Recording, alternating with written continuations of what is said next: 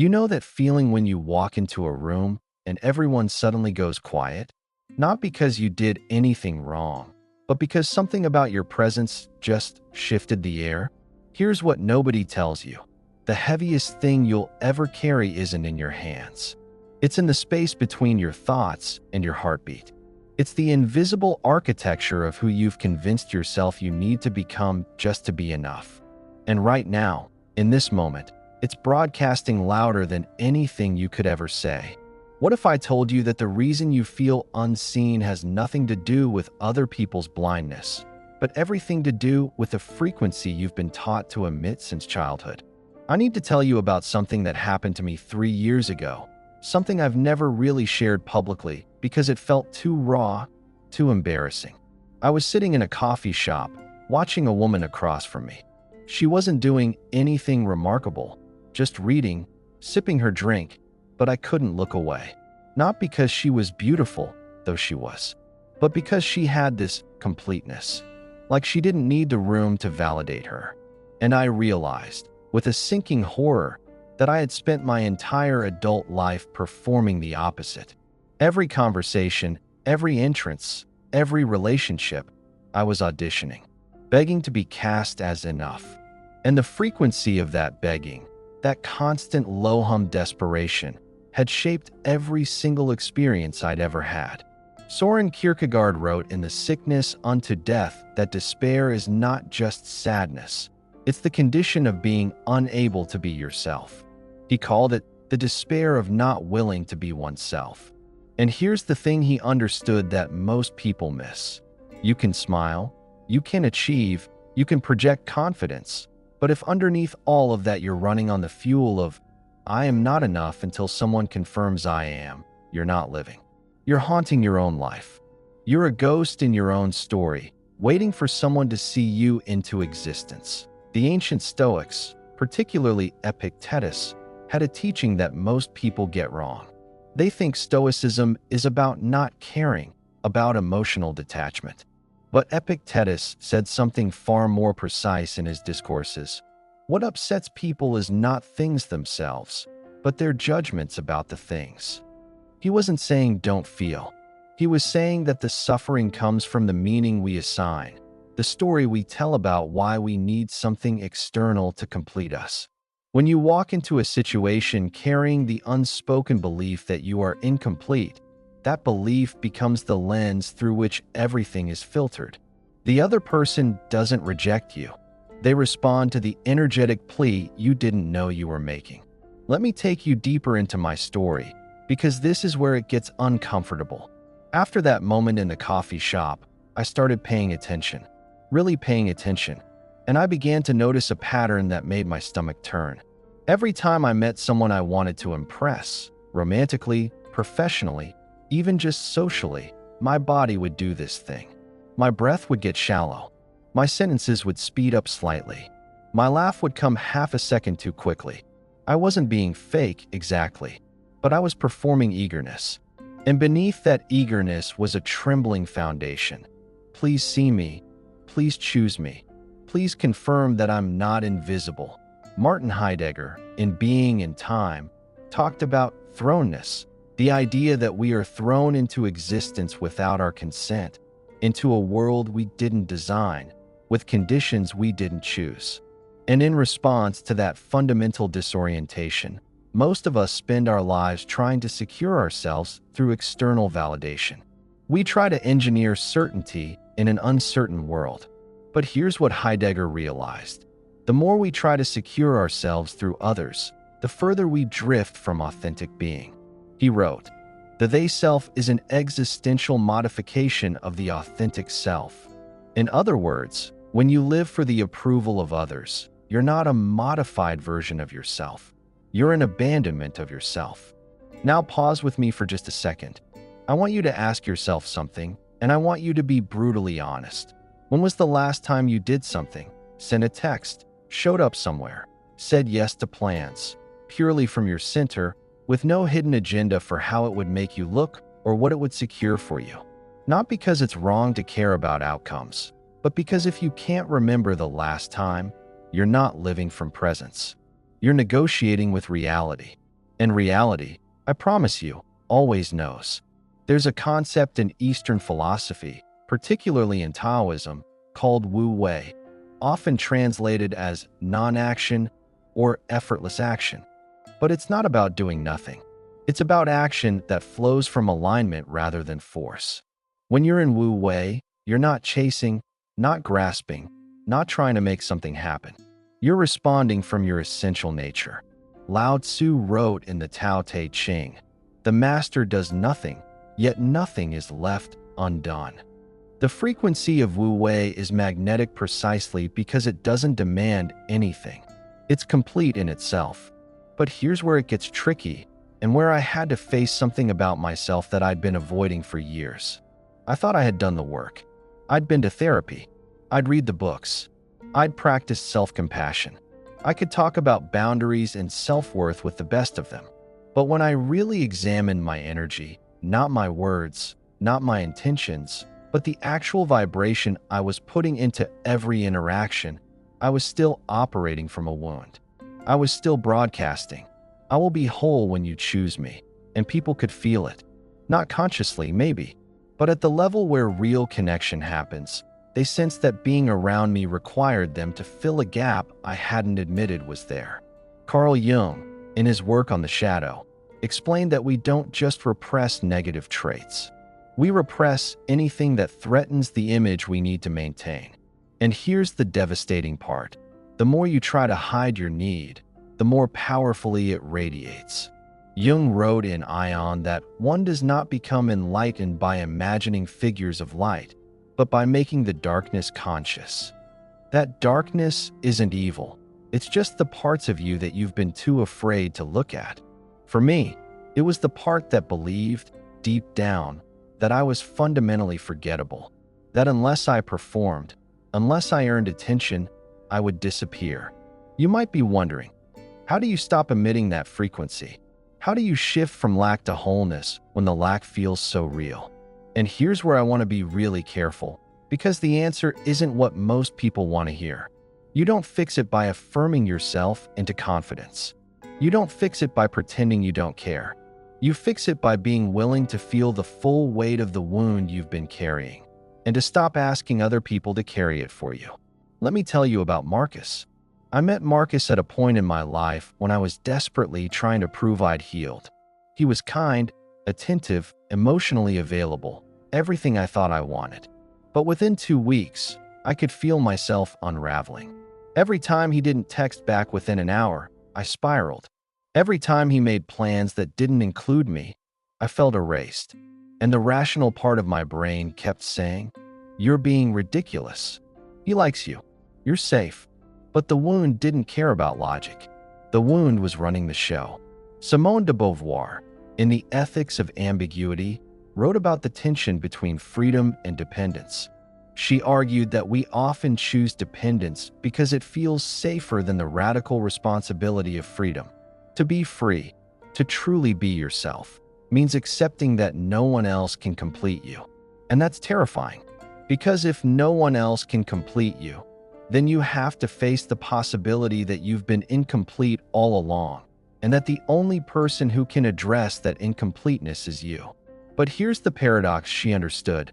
Only when you stop demanding completion from others do you become capable of real connection. So I made a decision with Marcus. I didn't break up with him. I didn't pull away. But I made a private commitment. I would notice every time I felt the urge to secure his attention, and I would pause. Just pause. Not to punish myself, not to perform independence, but to feel the discomfort of not controlling the outcome. And in those pauses, something started to shift.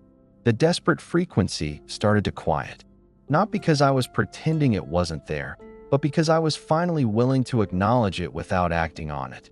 Blaise Pascal wrote in Pensées, "All of humanity's problems stem from man's inability to sit quietly in a room alone." At first, that sounds like an exaggeration. But what Pascal understood is that most of our suffering comes from our refusal to be with ourselves as we are. We distract, we perform, we pursue, not because we're lazy or weak, but because sitting with our own incompleteness feels unbearable. But that unbearability is the doorway. On the other side of it is not perfection. It's presence. Here's what I need you to understand, and this might be the most important thing I say in this entire video. The frequency you emit is not about what you've accomplished. It's not about how healed you are or how much inner work you've done. It's about whether, in this moment, you're willing to be exactly where you are without needing it to be different. And that's not passivity. That's the most active, courageous thing you can do. Friedrich Nietzsche talked about amor fati, the love of fate. Not resignation, not acceptance in the sense of giving up, but a full-bodied yes to your life exactly as it is. He wrote in Ecce Homo, "My formula for greatness in a human being is amor fati, that one wants nothing to be different, not forward, not backward, not in all eternity." When you stop resisting your own reality, when you stop needing your past to be different, your present to be more secure, your future to be guaranteed, you step into a frequency that doesn't beg. It declares. And that declaration is magnetic in a way no strategy ever could be. But let's be real for a second, because I know some of you are thinking, this sounds great in theory, but what do I actually do? And I get it. I asked the same question. So here's what worked for me, and I'm going to be specific. Every morning, before I checked my phone, before I did anything, I would sit for 5 minutes and ask myself one question. What am I trying to secure today? Not in a judgmental way, just as an observation. And I would write down whatever came up. I want him to text me first. I want to feel chosen. I want to prove I'm not needy. And then I would ask a follow-up. What would happen if I didn't get that? And I would sit with the discomfort of that question, not to answer it, but to feel it, because the discomfort was the frequency I'd been running from my whole life. Jiddu Krishnamurti, the Indian philosopher, said something that stopped me cold when I first read it. The observer is the observed. He meant that when you're watching your anxiety, your need, your desperation, you're not separate from it. You are it. And as long as you're trying to fix it, control it, transcend it, you're still feeding it. The shift happens when you stop trying to change the frequency and simply become aware of it. Awareness itself is the transformation. Now, I want to talk about the moment everything changed. It was about 4 months into my practice of pausing, of noticing, of sitting with my own discomfort. Marcus and I were having dinner, and he mentioned something casually, that he was going on a weekend trip with friends and hadn't thought to invite me. The old version of me would have smiled and said, "Oh, that's great," while internally collapsing into a story about being unimportant. But this time, something different happened. I felt the impulse to collapse. I felt the old frequency trying to activate. But instead of resisting it or performing through it, I just let it be there. I let myself feel unimportant for a moment, without making it mean anything about Marcus or about me. And in that space, something remarkable happened. The feeling passed. It didn't consume me. It just moved through me like weather. Arthur Schopenhauer wrote in The World as Will and Representation that suffering is inherent to existence because we are beings of will, always wanting, always lacking.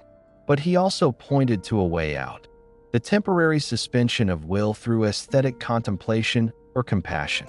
When you stop willing, stop demanding, stop grasping, even for just a moment, you touch something eternal. You step out of the frequency of lack and into the frequency of being. After that dinner, Marcus looked at me and said, "You seem different lately, lighter." And I realized I hadn't been trying to be different. I had just stopped trying to be anything other than what I was. And that shift, from performing presence to actually being present, was the magnetic frequency everyone talks about, but so few people embody. But here's the question that haunted me, and maybe it's haunting you too. What if you do all of this work and people still don't choose you? What if you become present, whole, aligned, and you're still alone? And this is where we have to go even deeper, because the fear of that question is what keeps most people trapped. Viktor Frankl, in Man's Search for Meaning, wrote about his experience in Nazi concentration camps and the one thing that kept him alive, meaning, not happiness, not comfort, not being chosen, but the ability to find meaning in suffering. He wrote, "When we are no longer able to change a situation, we are challenged to change ourselves."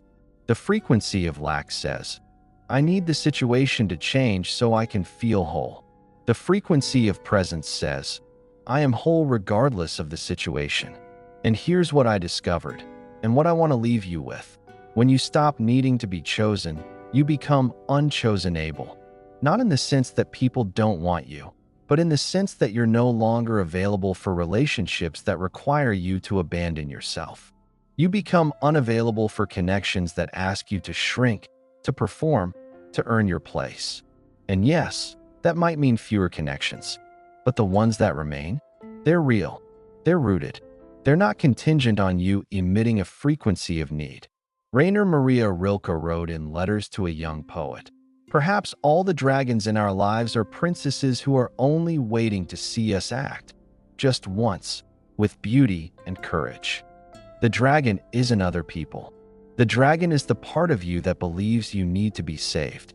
And the princess? That's you on the other side of the belief, whole and radiant, not because someone chose you, but because you finally chose yourself. So here's my invitation.